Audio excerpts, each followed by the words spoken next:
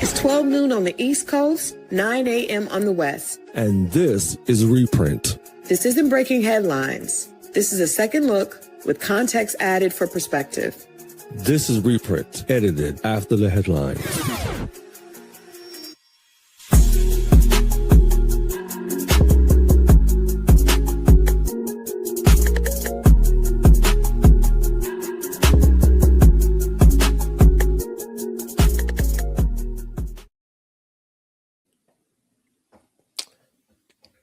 All right.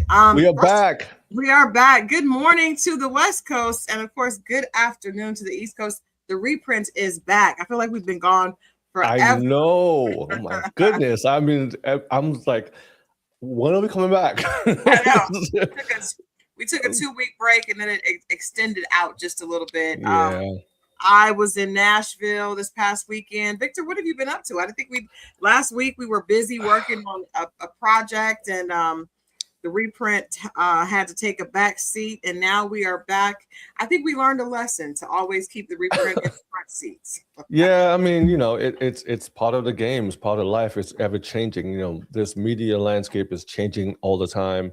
We see streamers streaming 24 hours. You know, I've heard streamers falling asleep online, just people watching them sleep.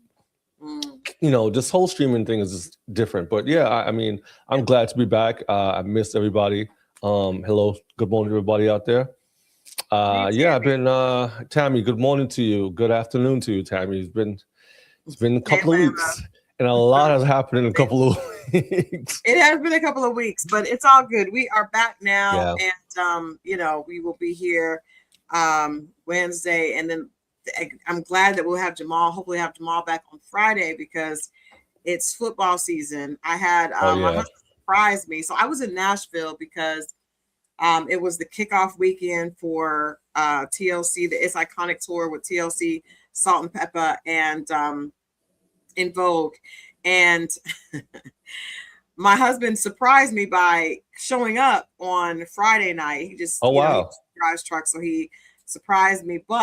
And I saw he came to rehearsal with me, and he was watching football the whole time. He was like, "Well, I'm here, but I gotta watch." Hey, you know what? That's awesome though. He's supporting you, but he's also doing his thing. So you can't hate on that. That's good. Yeah, I was super happy to see him, and then he left right back out, and we didn't get a chance. I didn't get really a chance to see him this weekend, but he left right back out on the road. But I do want to say, and I think, you know what, I should have already uploaded this because I know I wanted to share some video. The show is amazing, and I'm not just saying that because I am biased, but I'm not just saying that. The show is really, really great, and I gotta say I was fans of these women before I actually started working with TLC. You know, 3 groups. I mean, I was always a girl's girl, so Salt and Pepper, and I think probably I was the biggest fan of TLC and In Vogue. Like, I was super In Vogue. Like, I loved In Vogue, still do. And I gotta say, In Vogue is they are the most. I mean, there's just, you know, just all the girly vibes. They bring all the girly vibes. I love them so much, and seeing them perform was great. They look amazing. Their show is great. Salt and Pepper brings all that hip hop energy, and then of course TLC is kind of a mashup between the two. You know, they are a mesh of the different music, the hip hop, the R&B, and the pop, and then it's just a great show. It really is. It's a great show for women to go see. I think if you and your girlfriends are excited about a weekend and want something fun to do, I think it's definitely a good idea to go. So I mean, I've seen TLC live. I haven't seen In Vogue. I haven't seen Salt and Pepper, but those 3 groups, I mean, iconic. And it goes with the name of the tour, right? TLC, iconic, TLC. I remember when I was in high school, coming out of high school, they were a new group. They're like the BBD of you know, female music, and they were different. And you know, the first song that they came out with, what was it? Was it Hat to the Back? Ain't to proud to Too beg. proud to beg. Oh man, that song reminds me. I get the same nostalgic feeling when I hear Poison from BBD. That vibe, that feeling, Yeah. that left eye comes on and starts rapping, and then the girls coming in. It's beautiful. And then the baggy clothes, the airbrush. Yeah. Those are the days. Those are the days. Telling my age right now. No, all of us. I mean, I think our viewers know Yeah. what it is. But I remember I will tell, and I've told Chilean T-Bus, I got in trouble for listening to Ain't Too Proud to Beg. My mom had overheard the lyrics, and I got in trouble for it. But it also made me think about like how we look at music and how we judge things. There was a big article on Lenox Parker I did this morning. Basically, just there's been this big controversy over Spin That with Carisha. And it's funny, Victor, because I was there listening to Salt and Pepper and listening to the lyrics, right? Because we can get caught up in the beat, but the Salt and Pepper have a record. It's none of your business. If she want to be a freak and sell it on the weekend, it's none of your business. Yep. It's like just female empowerment and basically owning their sexuality. Salt and Pepper have a record. Let's talk about sex. Everybody knows TLC's Waterfalls was one of the most groundbreaking records. And encouraging, sex ed and basically encouraging people to have protected sex, and to keep themselves safe and healthy. So, also just hearing how all these groups, 2 inches yard, rock out if it's tagging, I ain't too proud to beg or something that I call my own. It's when we're talking. It was sexy. It was controversial at the time. And then, now that we're a little bit older, a lot of people, judge it. But, you got to remember, you were back there saying, take a good look at it. I'll let you touch it if you like to go down. You know what I mean? So you gotta take everything in context. But I got a little clip that I want to share. A quick little clip of In Vogue coming on. This is the start of the show. Just so you guys can see it. And like I said, I was a huge fan of all 3 groups, but I think In Vogue had a special place in my heart just because I just loved all the girliness of the group, and they did not disappoint.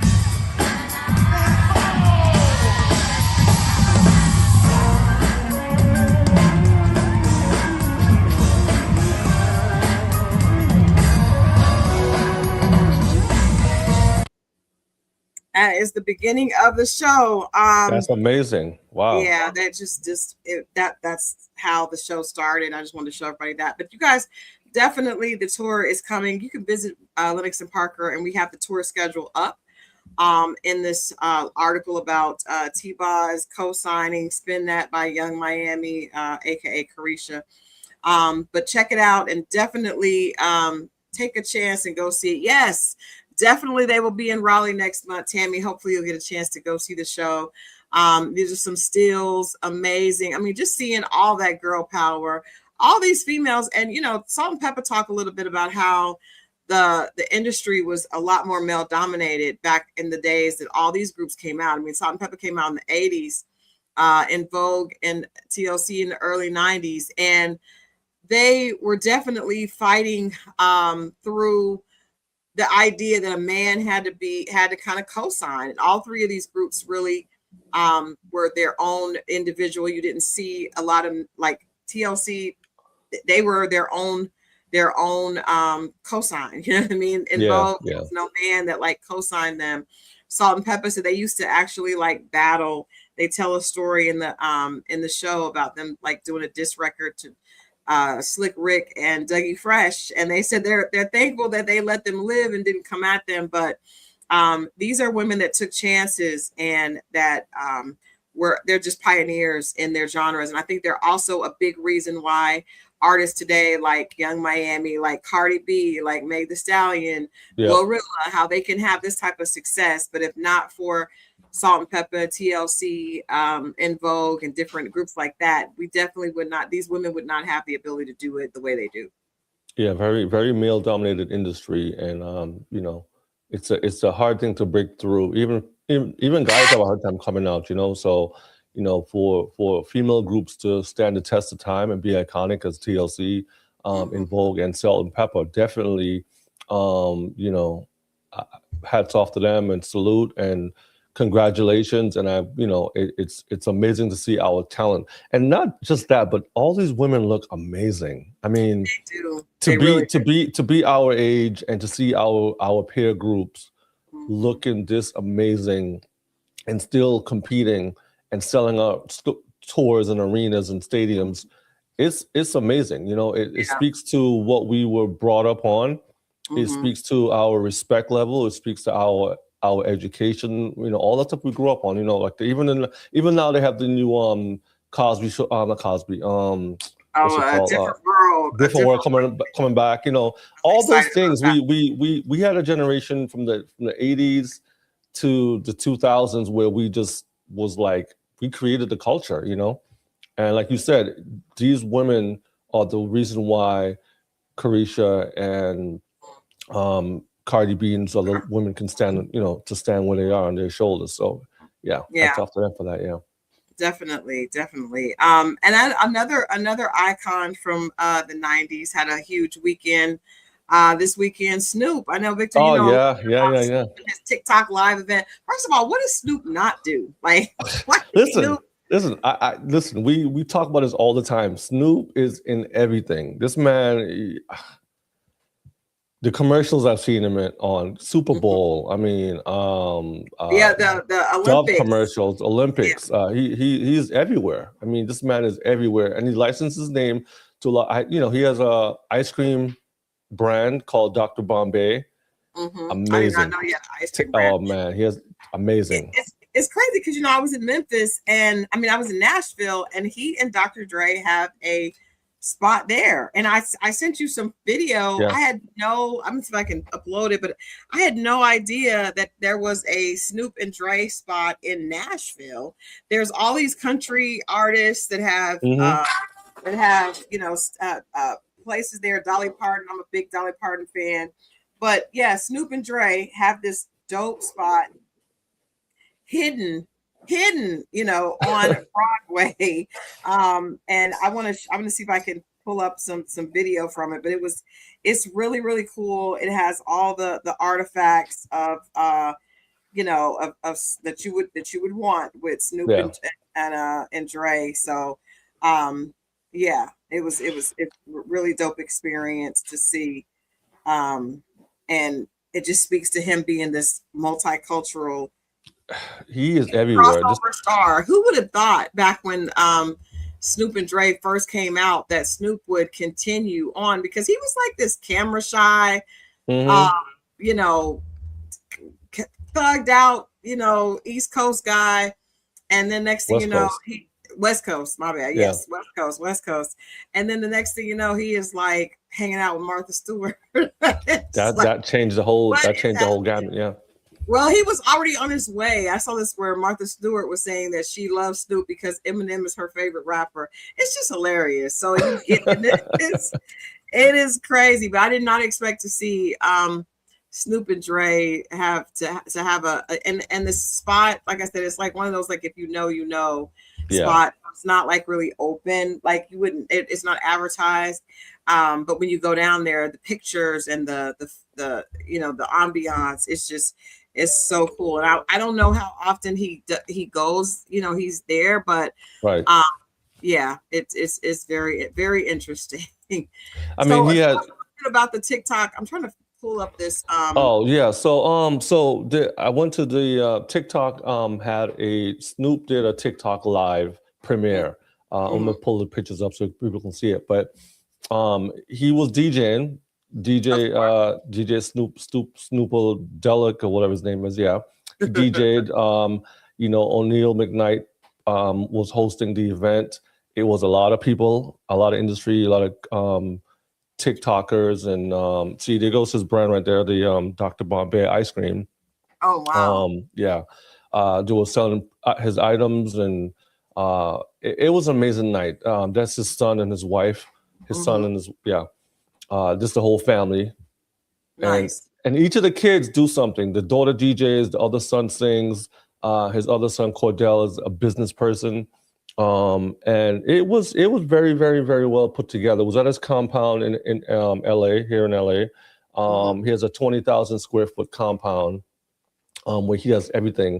And he has events. He pulls up food trucks. The Marathon Burgers was there. Marathon Burgers, which is owned by Nipsey Hussle's brother. Okay. They have a truck they pulled up.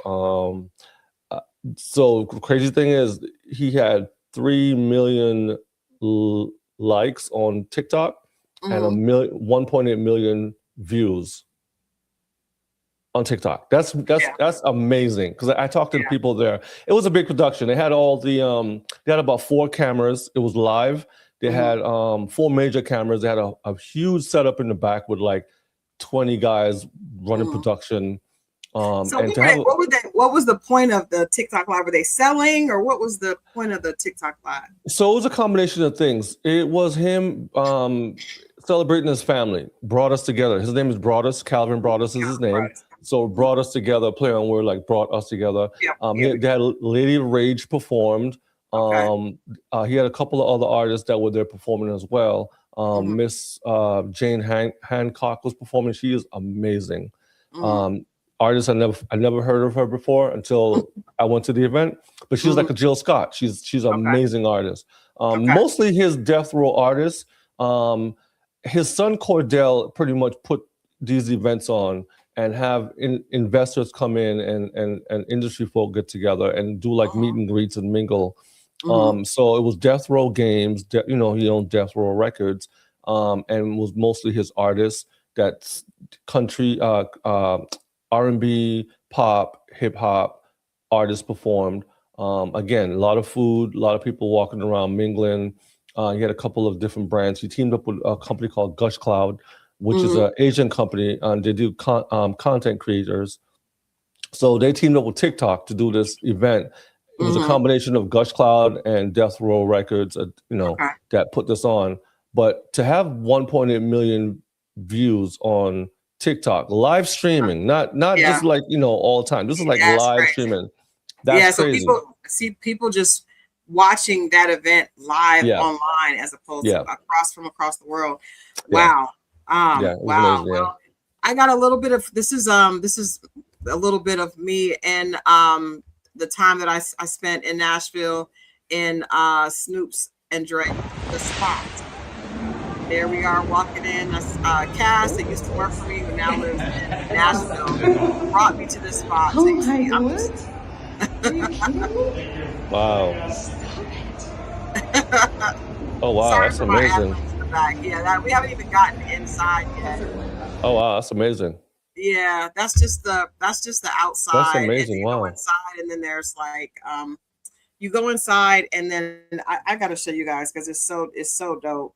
And if we didn't have much time, and obviously we didn't have much time, and obviously we were down there for TLC because TLC did a episode of Cadillac Chronicles, which was a lot of fun.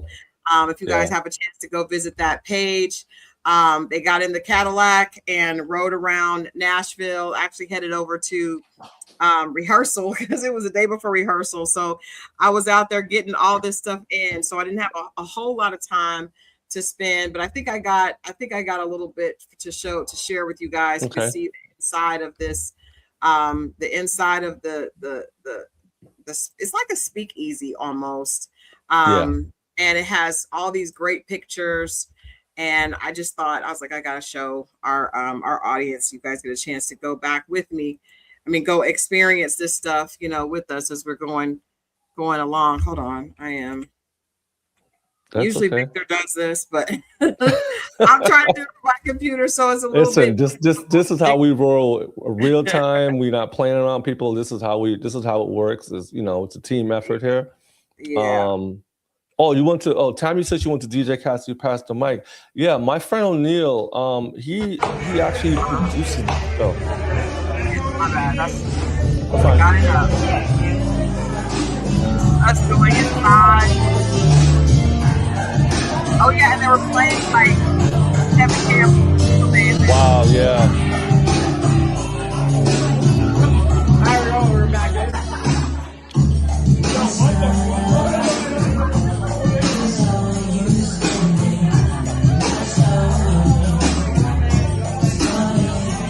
Looks like a little hideaway. Yeah, that's dope. Wow.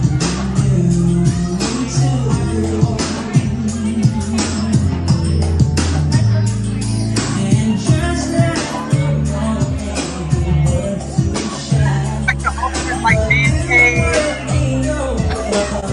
You see like all the gold records. Snoop and Dre in the studio. Oh, that's amazing. They go through. It's super cool. I love that photo behind DJ. I like how the light looks on that. Yeah. Yeah, it looks like a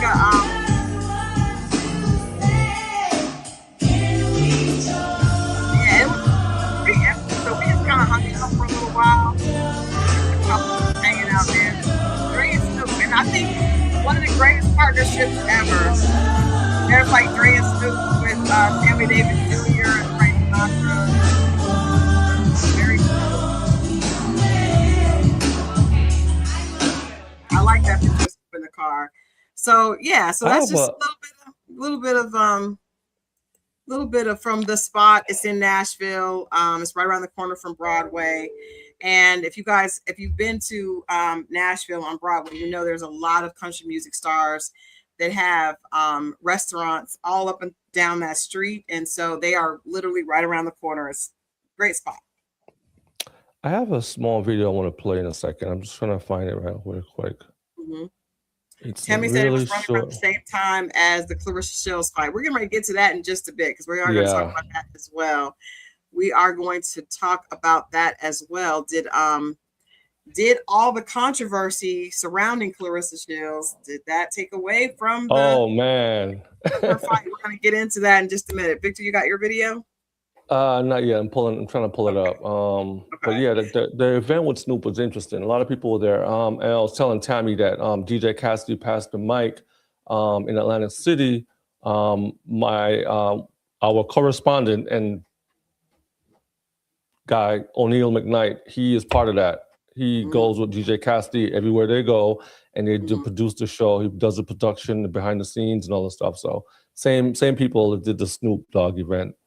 Yeah, I met Cassidy a few times too, so it's pretty cool. He did. TLC did something with him, and when they were doing some big show, they did pass the mic with him. He passed it to a lot of different. He was with a lot of different groups. It was really cool. Yeah, very, very cool. He has let me see. I got one. See, hold on. I got a video. Let me pull it up. Video file. Sorry. Let's see. Where is it? Downloads. Oh, still loading. Sorry. Okay. We can come back to it. Sorry. Okay.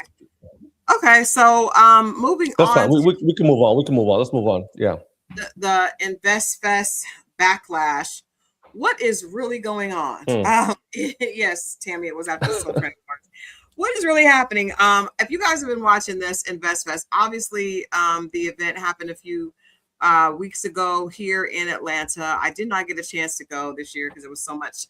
I was preparing for this tour, but there they are with the mayor of Atlanta, Andre Dickens, and we know initially there was a little issue because the guys went on the Breakfast Club and said that the city had not supported InvestFest.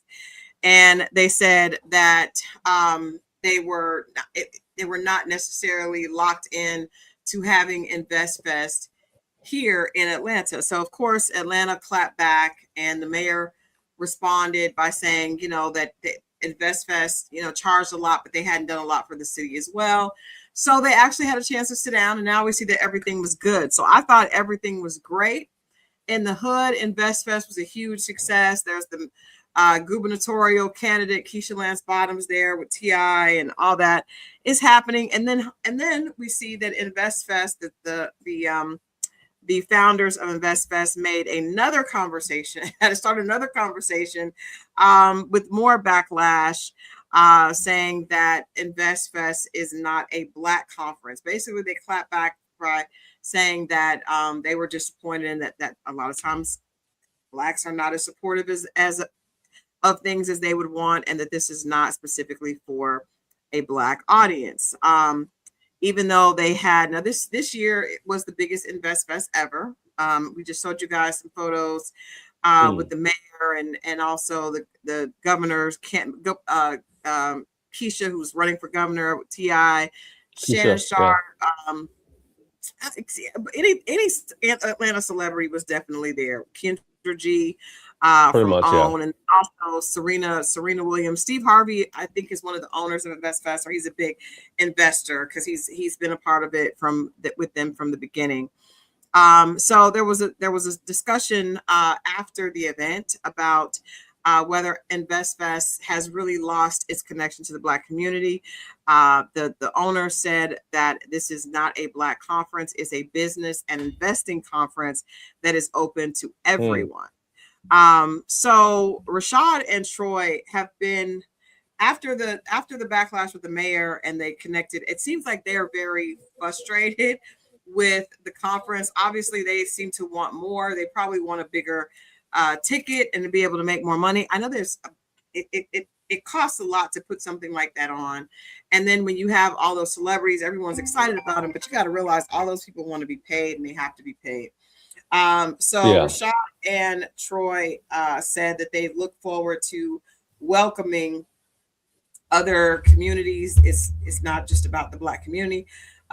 He said that Bilal said he was tired of being criticized by Black people, and indicated that InvestFest will become even more diverse in 2027, specifically mentioning more whites, more Latinos, and Filipino attendees. He also suggested that some critics don't support the event financially, but still want access to it. Basically, so that's what Black people do. They just complain and criticize, and don't do anything. And I guess so. What we are wondering is, what our conversation is this morning was Bilal simply frustrated again because there was initial frustration when he mentioned Atlanta and defending something he built, or did he fundamentally misunderstand the relationship between a successful Black founded brand and the community that has made it successful? Because for all that they want to see with InvestFest, there is a lot of success, and a lot of that success is due to the Black audience being involved, being loyal, pushing this forward. To my knowledge, and I could be wrong because I'm not someone that's really versed on investing and things like that, but to my knowledge, this is the first conference that was Black owned. So of course, when something is Black owned, it feels very for us, by us.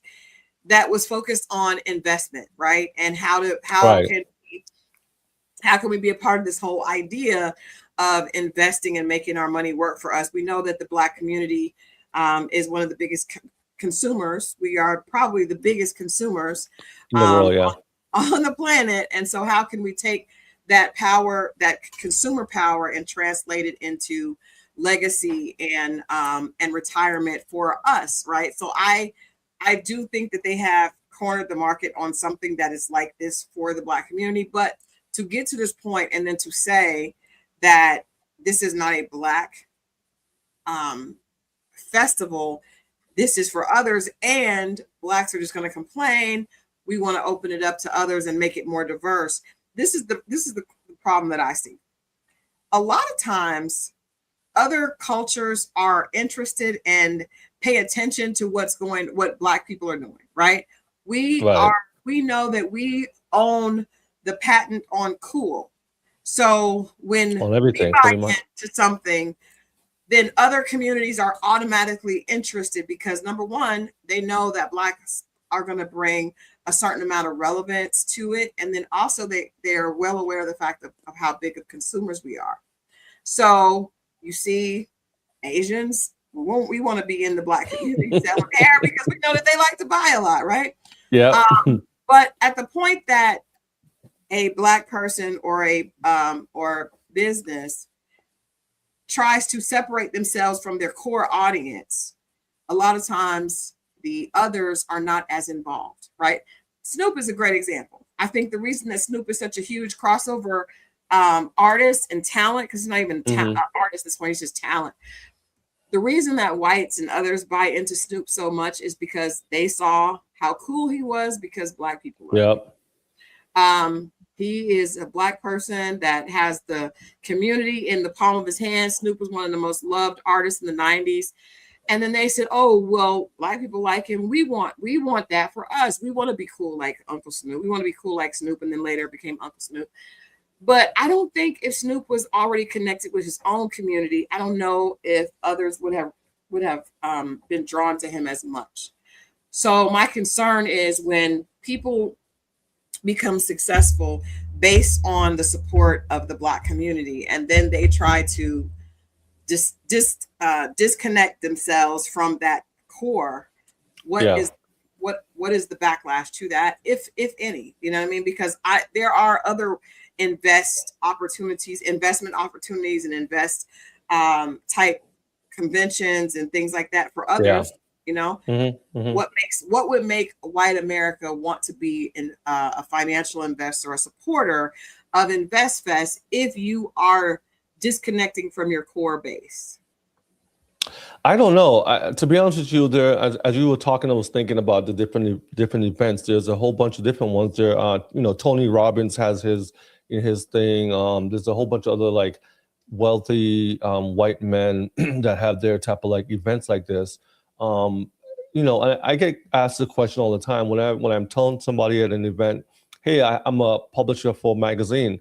The first thing they ask me is, well, what's the magazine about? And I go into, it's about African American culture, luxury. And then I've heard people ask me, well, what about the other people? Why can't you have Asian people in it? Or why can't you have white people in it? Or can we be in it? I'm like, well, it's for our community. And it's a hard thing to say and be, but it is what it is. Like, you don't go to a white publisher and be like, well, why can't we be in your white magazine?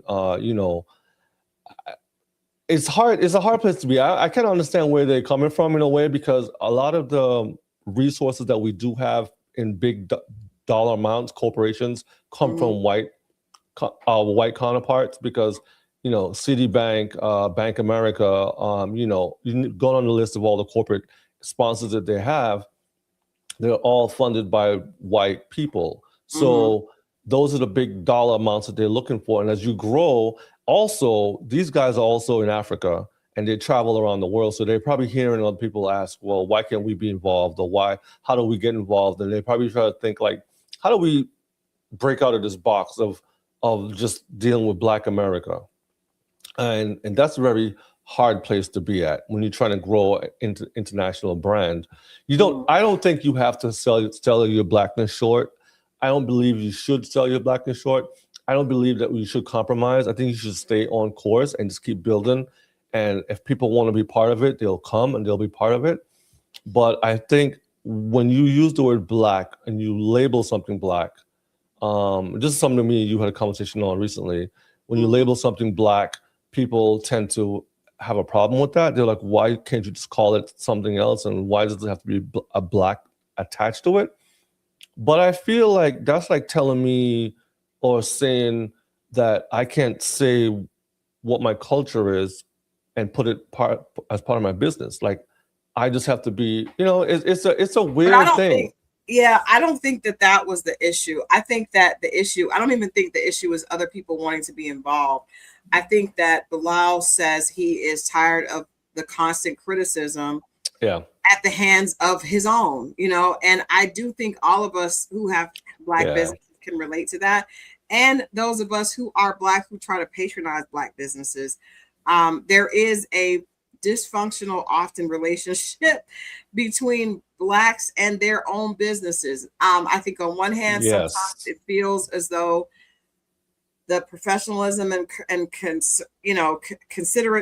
consideration is not there.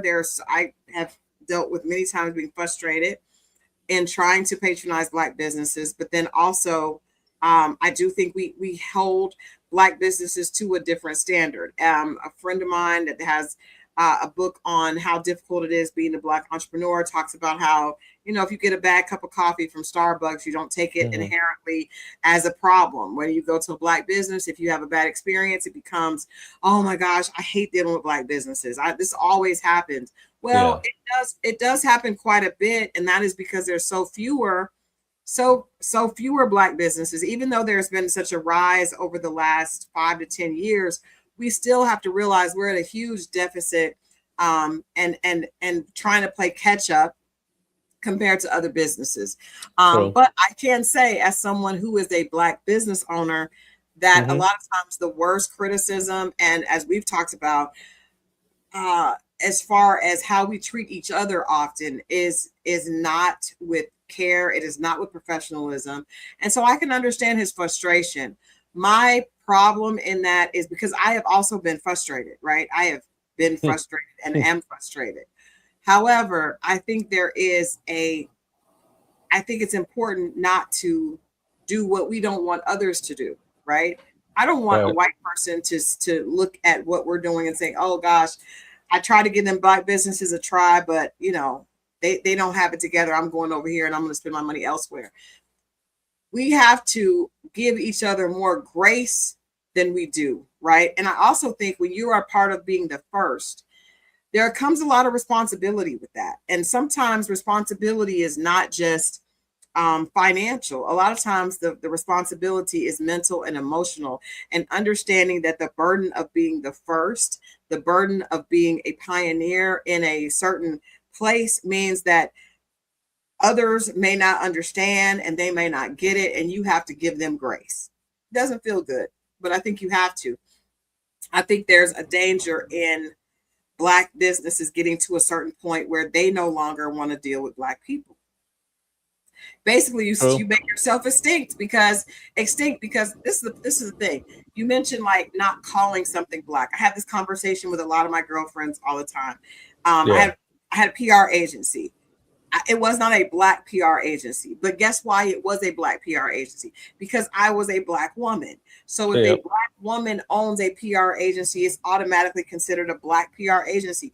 Even I'll take it even a step further. I have several books. I have a fiction novel out, Under the Cherry Moon. Is it a Black story? No, it is a story. But because a Black woman wrote it, it is called a Black book, Black author. I don't want to write specifically for Black. I want to just write stories, right? But because of the skin I'm in, you have bookstores will automatically, and I spent a year and a half working as a PR community relations manager for a territory for Barnes and Noble books. That a lot of these books were not titled Black books, but because there was a Black author, the store automatically put them in a certain section of Black authors. So that means that my story is not even going to get a chance to be read or others won't become familiar with it at all because it's in a Black author section. Now, the bad part of that is because I would be like, oh, I don't want to be in the Black section. I just want to be in fiction, right? Just put me in mainstream fiction. But the reality is a lot of white people, when they pick up a book and they see a Black author on the back, they don't want to read it. They don't want to. They're not. Now, that's not all. That's just some. That's what marketing shows us. So all of that is to say, we cannot afford to abandon each other. We cannot afford to. No, because we can't. There are not enough others that want to embrace us, specifically if we don't have the cosign of our own. I got a question. Do you think that when I say we, I mean just as a whole, right? When we get to a certain level of success, do we reach back and get those behind us, or do you think we just keep going? Because I've seen it. I feel like a lot of times and this is me looking in, right? Mm-hmm. You get to a certain level of success and you're not accessible. You don't give back. You say you give back. You give back, publicity wise, you give back, but reality wise, you're not really giving back. You're giving back as much as you can, I guess, right? But do you think that when our people get to a certain level, no matter what business you're in, you think they give back, or you think they reach back and pull people up? Because I don't see it too often. I do You see do? it. Okay. I do Okay. see it. I mean, I also am in Atlanta. You're in California. Well, I live in So Atlanta too, so yeah. I'm saying that because I feel here there is a big push to give back. I don't know Okay. about other places. I've visited and I've worked in California a lot. I don't feel like there's that same connection with the Black community. Are there a lot of things that frustrate me about my community? Hell yeah. Will I ever abandon and disconnect and try to get away from my community? No. Do I No. know a lot of others that do? Absolutely. But I also think there are a lot of people that do give back. I do see a lot of people reaching down and attempting to pull others up. I think we do that. You know, I think us in our Black business of the day is we are a living, walking example. We don't have a ton of money like InvestFest, and we also don't have a ton of viewers because a lot of times Black viewers want stuff to, you know, to be more scandalous and we support, you know, things that are a little bit more negative. But I do think that because of the nature of me being born into this Black skin, my loyalty has to be to my community. Do I want to only work with Black people? Absolutely not. Absolutely not. Yeah. But I think that there is danger in voicing that frustration because number one, we're all in it, all of us, be it the owner, the patron, the consumer, like we're all struggling in some way just because we are at such a disadvantage as a community. So you may be frustrated with one person or several people or hundreds of people, but there are still others that are in the struggle with you that are trying that don't deserve that. Yeah, there's also another level of look at it too, like who's gonna look out for the younger person coming up? You know what I'm saying? Like, what are we giving back to that young person? And not even giving back monetarily. I'm just saying an example. Like if Lenox Parker didn't do a magazine, and you go to the bookstore, you go to the newsstand, and there's like Essence, and then there's like Black Enterprise, and there's no more, and it filters out. Who's left to give the information to the next person, to inspire the next person that's coming up?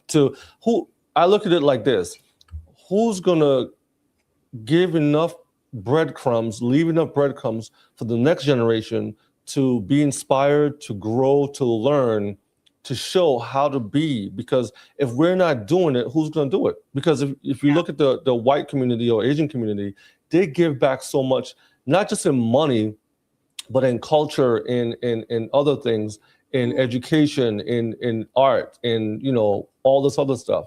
And I feel like it's up to us to be able to be in a position to say to the next generations coming up, hey, this is what we're doing. This is how we're going to showcase it. This is how we're going to do it. And to put it out there. And if we don't, if as a publication, we're not in that position to even do that, then I think we're doing our community a disservice. And I really hope that other people would look at this and, you know, don't hate on Earn Your Leisure or InvestFest, but engage in the conversation, you know, with your friends and your peer group. Right. And let's do better. That's all. Let's do better. I also think one of the things that frustrates me is that we pay attention to what seems to be hot, like, right? So all the just time, because someone's has 2 million viewers does not mean that everything that they're saying is true. In fact, they may be saying some of that to get the 2 million viewers. So I have a problem with our community not supporting anything that is not at a certain level and poo-pooing other things that are not, right?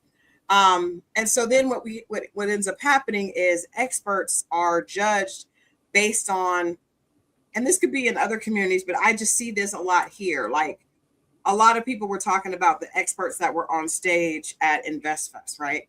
Yeah. And a lot of them were have high social currency, which is how we kind of determine who is worth a conversation at this point, right? Our conversation they would never listen to us because they would look at our views and say, oh, Lenox Parker and the Reprint doesn't have enough views for us to even consider their opinion. That doesn't mean that our opinion is not right. That doesn't mean that our opinion does not have value. But a entity like that would take the opinion of a Cheyenne Bryant who has Mm-hmm. millions of followers, even though she is not an honest or authentic person. And so I Right. think that there has to be some, I think that we have to kind of reevaluate the way we value each other in our community. That's a problem. That is a problem. The best person I've ever heard speak to that was LL Cool J, who basically chastised, today's hip hop audience for not respecting some people that have been in hip hop that don't have a lot of money, right? And it's like it doesn't take away from them being an instrumental part or from them being legit. And it's like you play yourself when you dismiss somebody because of how much money they have. And I think it's also the case with how many viewers or how many impressions. Yes, I understand that advertising wants to have reach, right? And so you want to get people with the biggest reach. But I also think that there is a relationship between becoming performative and realistic. And so a lot of times the performativeness is rewarded with views, but it's also bullshit. And so I'm just being honest. It's also BS. And so no, it is. All these people who are a part of this ecosystem, and a lot of them are not authentic. I would say that I hope that InvestFest continues. I understand they're frustrated because heavy is the head, right? But I also believe if they do not continue and if they do not make this a conversation for the Black community to continue having, then you just become a part of the problem, because you just brought an idea, even with all the different people that I think are full of it, that are part of InvestFest or whatever, blah, blah, blah. It doesn't matter. The overall is that organization and that event has brought a lot of positive to our community. We are now having a different conversation, due in part to Earn Your Leisure, right? If they take that and try to water it down and change the dynamic and bring in other things that make the face of it and the identity change, then who's going to do that in our community, right? I mean, someone else will pop up and try to do it, but I think they have a big following, they have a big audience. It's worth having a conversation, and maybe as opposed to getting frustrated, well, it's okay to get frustrated, but as opposed to making statements like that publicly, maybe it just warrants a different panel discussion, right? With some real people that are really involved in and really committed to having real conversation and not just pandering for big numbers on social media. I wonder if Earn Your Leisure's mentors spoke to them about how they've been publicly outspoken in the last few, because they did a couple of different podcasts, Breakfast Club, the biggest one. And I'm wondering if their mentors was like, don't do it, or you shouldn't have done that, or, I don't know. I'm just asking because it seems like on the level that they are, their mentors would have been like, this is not a good look for you guys to publicly speak this way. Sure. I'm sure they probably have. I would assume Steve Harvey's one of their mentors. Yeah. I would think so too, yeah. And I'm sure Steve Harvey carries himself, with wisdom. And so I'm certain that someone has pulled them to the side. I'm sure they're just very frustrated, because it can be frustrating at that level of leadership, So, but I think, like I said, at the end of the day, if they do revamp and come back with something that is that is exclusive, and tries to involve others. Number one, you could lose something that's very important for our culture and community. And then number two, you may not be as appreciated by the non-Blacks as you think you would be. But I can't. So, okay. You know how like the hair shows have, they have vendors, and you go to these hair shows, like went to the All Natural Hair Show, Talia, what? Mm-hmm. Yeah, natural hair show. And you see the Korean vendors, you see the different, Indian or whatever, the different Asian vendors that are there. Mm-hmm.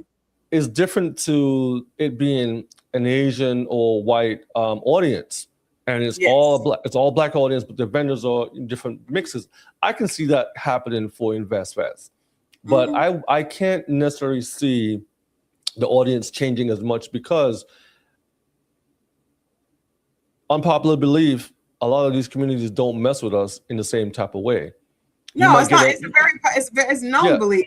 You might get a couple of sprinkles here or there of Yeah. white or Asians or Hispanics, but for the most part, They don't need you. They don't need us. right. They So don't they're need not gonna us. mess with us. Yeah. Not except for us on the Yeah. consumer sense. I do want to give a shout out to Talia Wajed because I think she does Yeah. it right. She does I it think right. she's one of the few that does it right. I think she gets it because she is unapologetically for her community. Unapologetically for her community. However, she understands the finance, the dynamic of the beauty industry. So other races and communities and cultures have a hold on certain areas. But when you come into that space, it's clear that you are serving a Black consumer and you Yeah. have been to serve that. You have to make it appeal to that consumer. But everything that is everything about the identity of that show is for us and by us. Yes, you can spend money to come here to cater to us, but you are not. This is not about you. This is about our community. And I think Yeah. she's one of the few that does it the right way. She also, if you look at who's employed by the brand, it's us. If you look at the people that she looks to connect with and to partner with, it's us. Does she do a great job of involving others to be a part of certain things yes, but the identity and that's why when you go, it feels so good as an African American. It feels really good when I went. Man, I know you. Every time I go, I've been twice, and I'm like, wow! I'm just like, this is amazing. Yeah, like, she's one of the few that gets it and knows how to do it. And I also know that does not come without challenges because it is difficult to, at a certain level. And then a lot of times companies have pulled back on support and different things like that when it's not when it is specifically Black owned and female owned, right? Yeah. So I'm sure that there are a lot of difficulties and challenges. I mean, they just expanded this year and having it in the city of Atlanta as opposed to at the Congress Center that's out, near the airport. And I know that was challenging, but I do want to just give her credit for being able to remain authentic to who her consumer has been. And I'm sure she has the same frustrations that the gentleman with InvestFest and probably a lot of other Black owners do, but she understands the main thing and keeps that the main thing. Yeah, I'm surprised I'm not surprised, but I'm curious to see what InvestFest does next year and what they mean by expanding outside of our demographics into the Asian and white and Hispanic communities, what that really means. Because if it's anything like what the Natural Hair Show is doing, then that might be cool. But outside of that, I don't see. It's two very different things, so I don't see that.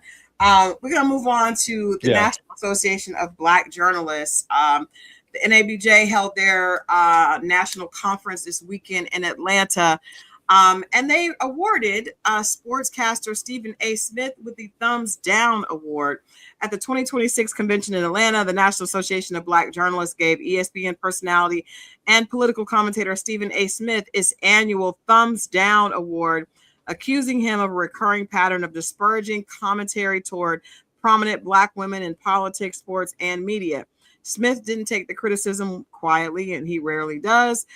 He immediately fired back on social media, essentially telling NABJ, "You had your turn, now it's mine." He says he plans to respond publicly and suggested he has his own criticism of NABJ and his relationship with the Black community. Smith wasn't the only recipient of the thumbs down. The FCC chair, Brendan Carr, CBS News, The Washington Post, and media exec Juwan McCoy framing the awards as accountability rather than permanent condemnation. NABJ president Aaron Haynes said the organization is willing to have conversations with those being criticized, but won't remain silent. First of all, congratulations to, I just want to applaud NABJ for remaining real. National Association of Black Journalists is something that we support. I was really upset that I could not go this weekend, but I was operating under my publicist hat, not my journalist hat. So I had to go to work. But I love the fact that there are the voices for the Black community. my son had a speech a while ago when he won the Black Science Fiction Author of the Year back in like 2014, and he said that basically our social currency is Black journalists, right? Years ago, money was measured in what you could remember and how you could tell the story. I mean, there was value placed there, right? And so I think that the voice of the Black journalist is much more important than people like Stephen A. Smith probably realize, right? People are really focused on social media voices that are loud, but actually not understanding that those that actually take the time to write the stories about what our community is doing, about the entrepreneurship, about the businesses that are thriving, about the sports, the heroes that are often left that don't get the huge fuss because of money being placed by them. Black journalists lending their voices to this mainstream landscape that can often be very, very whitewashed. I think it's very, very important. But I think one of the things about journalism that is attempting to go missing in many ways is accountability and truth. And so I applaud the National Association of Black Journalists for being rooted in truth, which was really what journalism is all about. Being honest, not being swayed, and having integrity. And just at the end of the day, it is supposed to be truth. And the truth is Stephen A. Smith is guilty of that. I think there's a video that D.L. Hughley posted that I shared with you. And I want us to look at this video. It's fun. D.L. Hughley is hilarious, but I don't think I have. Oh, that one. Yes. Let me pull it up. Okay. On there. I have a couple videos to show. Okay, go ahead. Pull it up. What's the one? D.L. Hughley. This one. Okay. You guys chime in. The chat is quiet today. Beyond these hedges, one of the preserve's loudest tokens is already hunting. Notice how it stalks Black athletes, Black coaches, and especially Black women, without wandering far from a television camera. Extraordinary. Welcome to the Sellout Preserve. Here, tokens exchange community membership for warm buttered biscuits lightly brushed with corporate approval. Our first token once survived entirely on sports.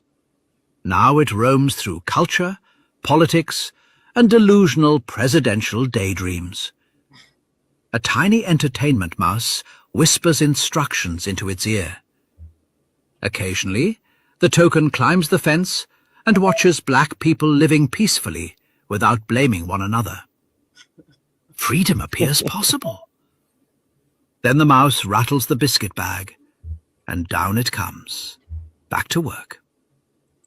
Recently, Black journalists presented this token with a ceremonial thumbs down. Instead of reflecting, it activated the preserve's oldest defense mechanism. How dare you call me a sellout while I am actively selling out? Magnificent gaslighting. Deeper inside lives the Author token.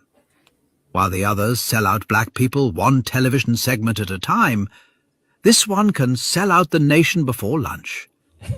It nests among judicial robes, billionaire friendships, and luxury vacations. When offered a biscuit, it never asks who paid, only whether transportation was included.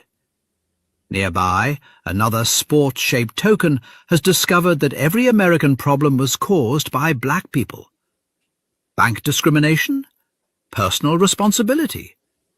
Police misconduct? Personal responsibility. A hurricane? Black fatherlessness. Scientists remain baffled. Across the preserve, smaller tokens gather near podcasts and campaign signs. Whenever white supremacy enters the habitat, they protect it from criticism, blame the nearest Black person, and receive another biscuit. Every evening, these independent thinkers repeat identical talking points and wait for the same mouse to ring the dinner bell. Nature is mysterious. Payroll is remarkably consistent. Thanks for visiting the Sellout Preserve. And remember, all tokens get spent. First of all, that was brilliant. I was like, we have to play that. That was brilliant. I have another video I want to play. Hold on 1 second. This one is actual video of the lady speaking about Stephen A. Smith. Hold on. Okay, great. The systems and the people whose choices make your jobs harder. We are here to defend the truth. And that means telling it even when the truth makes our friends uncomfortable, especially then. So to everyone whose name was called tonight, hear this award for what I believe it should be. Not simply a thumbs down, but a call to do better. The door is open. The conversation is available and the opportunity to change is real. But NABJ will not be silent. Not in this moment and not on my watch.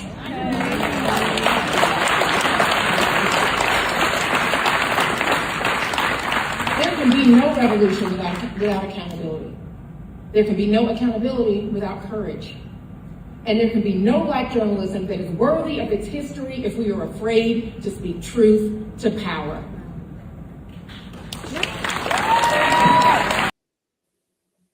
I love that. Yeah. That, we have to be accountable for our actions. Stephen A. Smith has across the board, even in sports with LeBron James and other athletes, has come out, and the way his platform is, like, you're too powerful to have too much a big platform, and that's too much responsibility for you to be acting and being that way.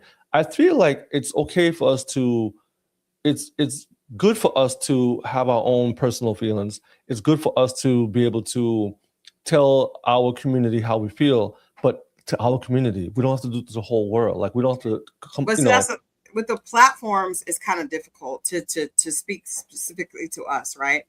I do understand that you can. It's not like you can have like a platform that's that big where you can only speak to us. But I do think it's a choice when you choose to constantly focus on the shortcomings of African Americans and not in a disproportionate ratio of what you choose to look at with other people. That's the problem. Yeah.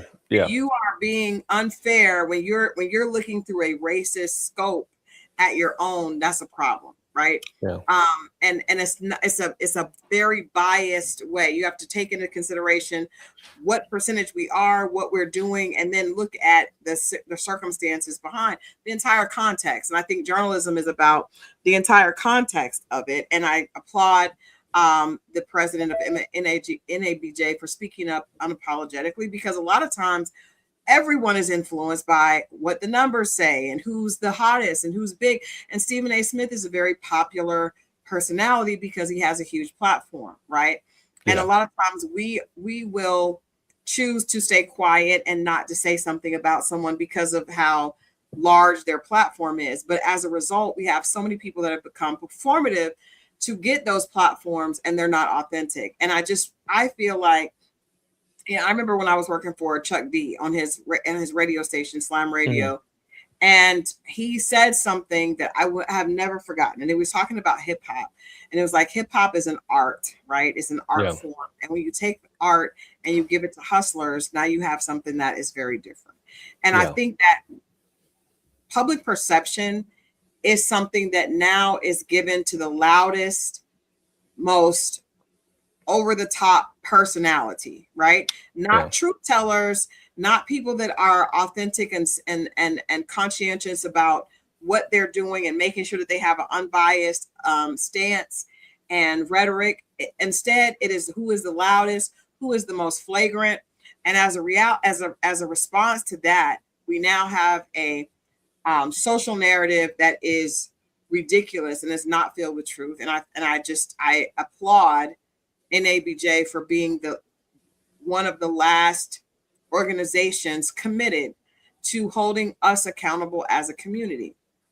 I feel like, in addition to what you're saying, I agree with you, and I feel like there needs to be a balance out there, right? So I will be okay with Stephen A. Smith being who he is if there were like 10 different people on different platforms giving their opinions, and his could be his. But when you're the only one, or there's only one of that has made it to that level. Because in every media landscape we look at, Ernie Leisure, Blavity, those are doing the big Afro tech and the big,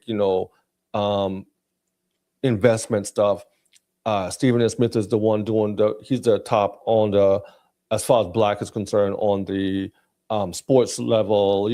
We have different, but there's only like one. So his voice is Well, we too had several, strong. but they were fired. That's what I'm saying. Well, that's what I'm saying. I'm saying, but he his wasn't voice, the only one there. He was probably the loudest. Yeah. Well, yeah, but that's what I'm saying. Well, I don't necessarily mean the only one. I'm saying in a room of like, okay, in the landscape of how the world works, 5 is still small in comparison, right? So for him to have that big platform, I think is irresponsible of him to attack us that way, the way he does. I'm not saying to curb your journalism to the point where you can't say how you feel, but there's still a level of how you say things and what you say. I don't hear white counterparts doing the same thing. I don't. You know what I'm saying? And so, hey, he get what he get. What am I going to do? You know what I'm saying? We have to protect our own. And the NA, it's a BJ, yeah, does a good job doing that. Now, whether they do it across the board for everybody, I don't know, but Well, I think the other people that they called out, I think that he just is the loudest. And I would like to also point out that he spelled, when he said he's gonna say his piece, he spelled peace wrong. Which means he needs to spend some time with the people at NABJ, because he's spell check. That is like, oh my God, are you kidding me? It's a different word. Like, you use peace. Anyway, he's gonna say his piece, but there was no accountability, not even any self-reflection. I would have appreciated him saying, you know what? Why would you all say that? I mean, he's a person that he's immediately defensive.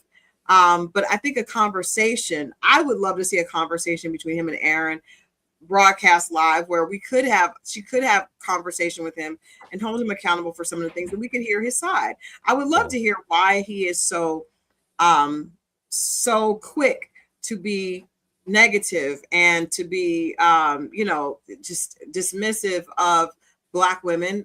Tammy says, I'll never forget how Monica McNutt called him out on his lack of support for the WNBA on his platform. Like, I would love to know his side of that from a non-defensive standpoint. Why? Also the way he goes after certain Black athletes. I would love to hear his explanation of why. Because it could be that I don't know the context, that there's more that I don't know. But when he responds by trying to be attacking the NABJ and misspelling the attack, it just feels, again, like you don't care about the bias. You are working for someone else as that AI. I feel like, so my measurement is this. I don't know all of the context, but I've seen commentary. I've heard people say things. I've heard other podcasters, other people say things. And I look at things this way. Where there's smoke, there's fire, right? And everybody can't be wrong. Remember when the PD Sean Diddy Combs case came up, everybody was quiet. Everybody was saying, we can't believe. And I said, listen, everybody can't be wrong. When Trump has his situation and you hear his gardener, his plumber, his housekeeper, everybody saying this man is who he is, everybody can't be wrong. So when our community is looking at Stephen A. Smith and saying, yo, it's foul what you're doing to our Black women and Black men in the sports arena, and the way how you degrading them online, everybody can't be wrong. Everybody can't be wrong. You know what I'm saying? So that's be some type of like self-reflection. And I think people should do that no matter how big you are. But unfortunately, at the point of some people reach a certain level of celebrity status or public, popularity, then they feel start untouchable. to do that. You're right, they're untouchable, and there's no need for self-reflection. Which brings us to our next story. Clarissa Shields also had her big fight this weekend. There was a lot happening this weekend. August was a hot weekend, not literally and figuratively. So Clarissa Shields had her fight here in Atlanta, and versus Kay Scott.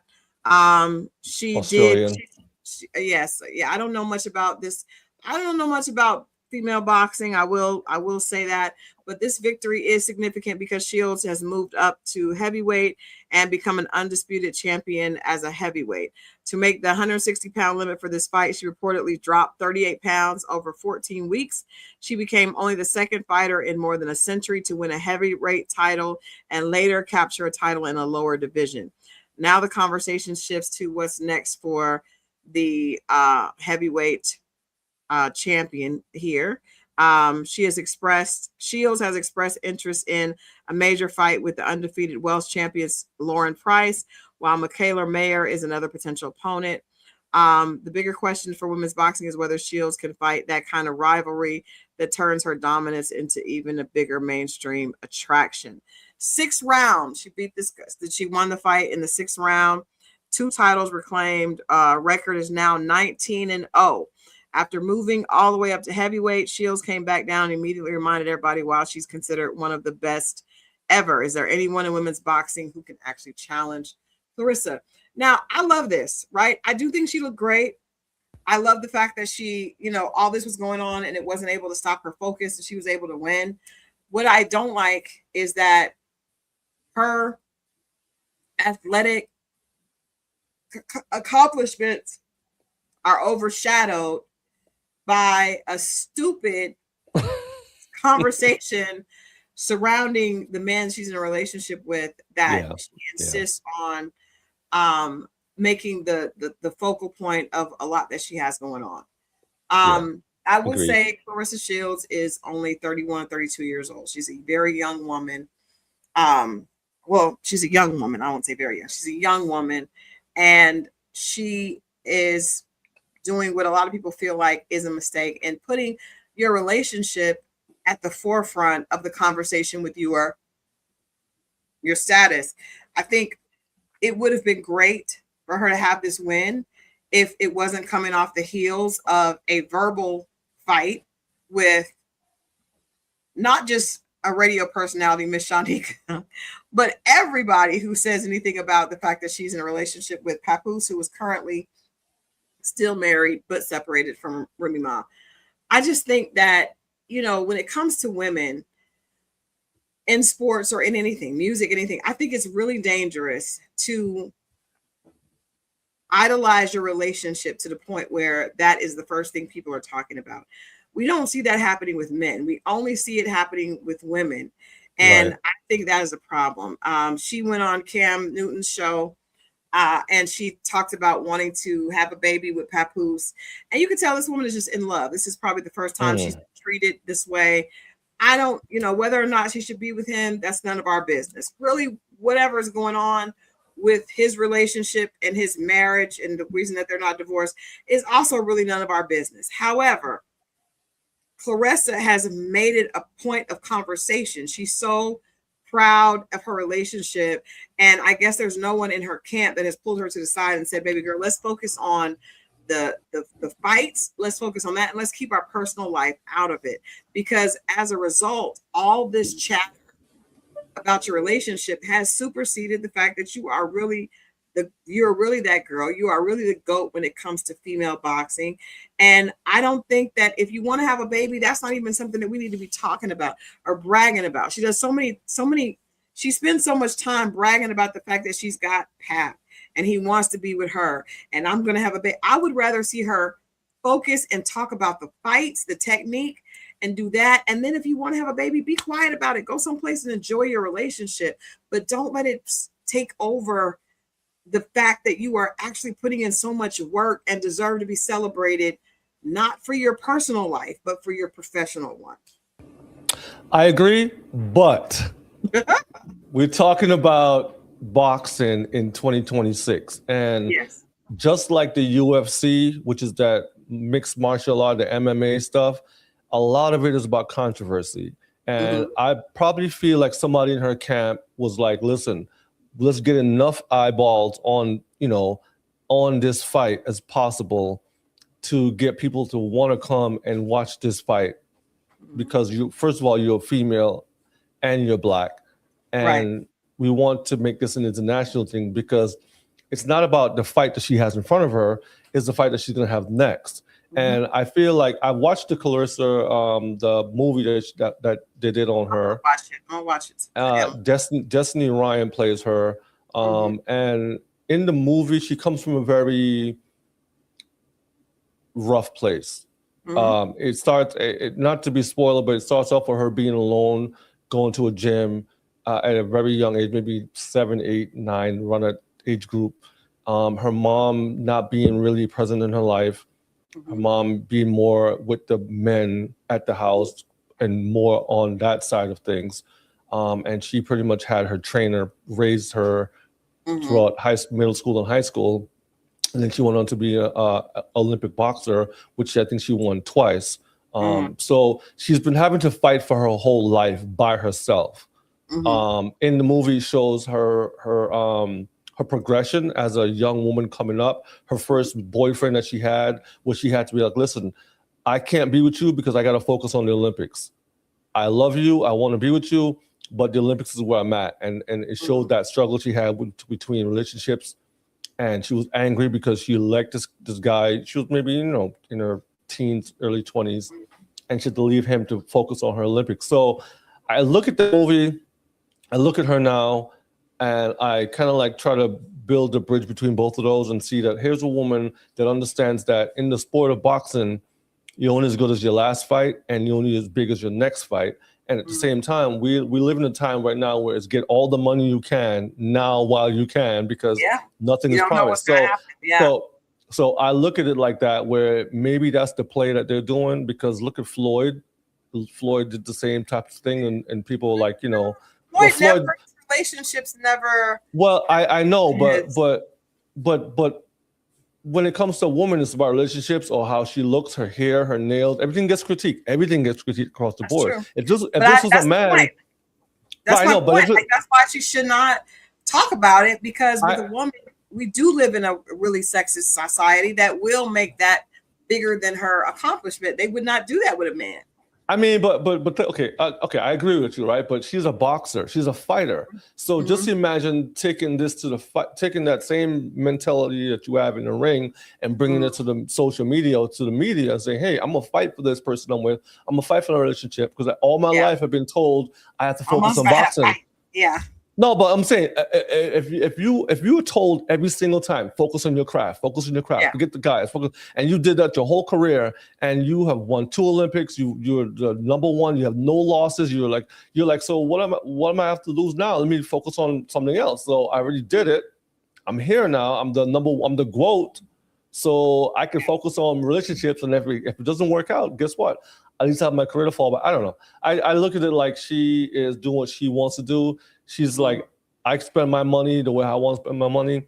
No one controls my spending but me.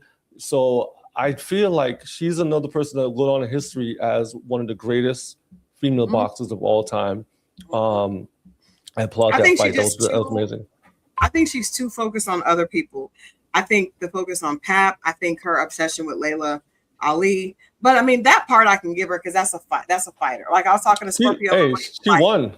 Yeah, she was like, he was like, to your point, he said, she's a fighter. So she's gonna act that color every bit of how she reacts and responds. Yep. She's a fighter. So she's gonna fight verbally. She's just gonna come back fighting, but I think that the obsession with other women, maybe that's just works to her being a great fighter. But I mean, growing, if you watch the movie, you see what I'm talking. In the movie, she has no one. She has her trainer that took her in. I don't think she's the only one that has not had a rough beginning.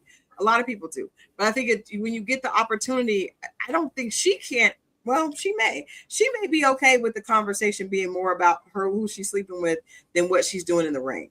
And if she is, that's unfortunate. But I haven't seen the movie. I am going to watch the movie, because I said, watch it. It's pretty good. Initially, I wanted to put her on the cover of the magazine, because when the movie first came out, because I was so impressed by the story that was told. It's a good story, but I just think she has some growing to do. But I also think we should be celebrating her in spite of all of that, because she is amazing and what she's been able to accomplish. And the fact that, like I said, she was able to stay focused in the midst of all this. Now, people are saying it was a lazy fight.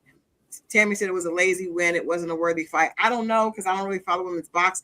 I don't follow boxing, period. I also heard same night Orlando Brown and Ray J had a my fight. goodness. Oh my Which goodness. I don't understand what that is, but I guess Ray J was victorious, and now it said that he wants to fight again. I don't know, but I hear Brandy was at the fight to support her brother, and I love seeing Brandy supporting Ray J. I'm hoping Ray J is in a better place. Oh but my goodness, yeah. Yikes. That's a Yikes. bad use of time. Oh man, but let us get on to our inspirational quote of the day. We have talked about a lot of things that are sad or discouraging. And so our inspirational quote of the day, of course, if you guys know, it comes from my book, How to Win When Ish Happens. And this one is number 2, which says, I am worthy of all my dreams and desires. Close your eyes and take a moment to center yourself. State your affirmation boldly and inhale deeply and exhale. Repeat 10 times. What I'm encouraging all of us to do every day is to say this, and today is simply, I am worthy of all my dreams and desires. I would assume a young Clarissa Shields had to do that and had to convince herself of that in order to be as far as she is today. No one is able to go far without mental strength and stability. And I think that's the goal of these affirmations, is really to build our mental immunity to where it's as strong as Clarissa Shields, right? So you can go in there, hearing the world talk about you all day, but you know you are worthy of every single one of your dreams and desires. And so that is what I'm encouraging you all. And Victor and I are doing it ourselves as well. Yes, every day. You know, we are worthy of all of our dreams and desires. The second part of that, do we have the second part of that, Victor? No, that's it. That was the only part. Hold on, let me pull up the second part of that. The second part was a whole lot of there is a quote that goes with every single affirmation. And the quote that goes with this one is the infamous quote by Marianne Williamson, which says, our deepest fear is not that we are inadequate. Our deepest fear is that we are powerful beyond measure. It is our light, not our darkness, that most frightens us. We ask ourselves, who am I to be brilliant, gorgeous, talented, fabulous? Actually, who are you not to be? We are all meant to shine as children do. We were born to make manifest the glory of God that is within us. It's not just in some of us, it is in everyone. And so I think that was so important to me when I wrote that, because I do remember reading that and thinking, like, I'm not afraid to be successful. And then I actually dug a little bit deeper. And sometimes we just look at ourselves and see ourselves as maybe insignificant in comparison to our wildest dream. Not the dream that's easy, not the dream that's safe, but the one that's not safe. And I also think that it can be difficult as an adult at a certain point in your life to think that you are still worthy of the dreams that you had when you were small. Maybe they've changed, maybe they haven't, maybe you have new dreams, but you are worthy. And the first step to moving in that direction is to believe it. And that is what today's affirmation is all about. We have a Black business of the day. Yes, we do. Do we? Yeah, we do. Okay, there we are. Okay, and that's great. Our Black business of the day, celebrating Talia Wajid. We talked about Talia earlier and how much respect and reverence we have for what she has done. To the queen of natural hair is who she is. And this is, I say, because I use these on my locks. I actually use her products, specifically the mousse. Love my locks mousse. I love it. But this is Talia's company has grown to where it embraces all types of Black hair, be it pressed, weave, natural, kinky, braids, locks, whatever you have, there is something for you in this line. This is the Love My Locks. There's the lock setting mousse. That's my favorite thing ever. There's a honey mint clarifying shampoo, but there's something for you in there no matter what your hair is like. So visit Talia.com and let us know if you're able to get anything. I love the fact that it is owned by an amazing Black woman who is committed to our community. I know her very well personally. I consider her a friend, but she's extremely committed to her community unapologetically. And to the point where when that Target boycott was happening, I talked to her because I was like, whoa, this is, they're boycotting Target and her products are in Target. And I was like, I don't know if we're considering the fact that we have Black owned businesses that are in Target. And she said that she was okay if it was going to affect the greater good. She would do the sacrifice on her part. And she understood people weren't going to Target because she really wants to move the culture forward. And she was like, we need to stand together. So she was okay with that. And I was like, wow, I would be like, wow, y'all don't boycott me. You go to Target and just put this stuff in your cart. But she was actually with it and wanted to stand on business. And like I said, she is unapologetic about her commitment to our community. So I wanted to play one video before we go. Black Love, right? Talk about Black Love. And I want to play this video. Snoop Dogg is singing to his wife at this event. And I want to play this. It's interesting. Let me see, video file. Here we go. Here we go. I see. Can't keep playing that kind of music. I'm old school. Me and my wife old school. Oh, man, I see it. I wanna love you. Oh, okay now. Yeah. Okay now. Over and over again. Yeah. I wanna see that's right. In bed. Come on. Hey. Oh. Don't say goodnight. Oh, when you know. Oh my God. See, I would say get a room, but you bought a building. I would say get a room. And you do know that. And you bought a building. I just wanted to play that because when he did that, I was like, let me record this. This is interesting. Snoop Dogg singing to his wife. It's beautiful. If you have a beautiful family, yeah. Yeah. So. And I think, I will say this. I think marriage is, because this is my second marriage. I'm 6 years, going on 6 years in October. When you see Snoop and his wife, we know that they've been through ups and downs, trials and tribulations. Every marriage has, whether you've seen it or not. But I do think the longer you stick in, you develop a deeper love, and a deeper love that's really just it's based so much deeper than what people see on the outside, right? So you see them and they're kind of, but that there's something between them. They have grandchildren, they build a family, and regardless of what people would say about their ups and downs, that person, they are each other's person. You know what I mean? And you're able to stick with somebody through hard times. It does make you a lot closer to that person. And I think it's beautiful. I think most of us don't wait until the beautiful part kicks in. And you can see the legacy of that. And so I hope to continue on this journey. It's not easy, but I do think it's well worth it. Victor, I know you're past that point. You've been, and how long you guys been married? 26 years, 27 years. Yeah, that's a beautiful thing. There's beautiful just experiencing a life with someone and being able to look at someone that has been there with you through life. It's just a beautiful thing. I look at it like this, right? It's almost like personally growing into your own, getting comfortable in your own skin. So it's like when you're young, you're still trying to grow and figure it out. Do I wear this? Do I have that? But when you get older, it's like, okay, this is who I am. Yeah. And I like who I am. And I've seen Snoop Dogg with his wife and his kids, his grandkids. That's one thing. You see him on TV, he's gangster, he's this, he's that, whatever. But then you see this grandfather with all his grandkids and they're loving him and he's walking with them, holding hands.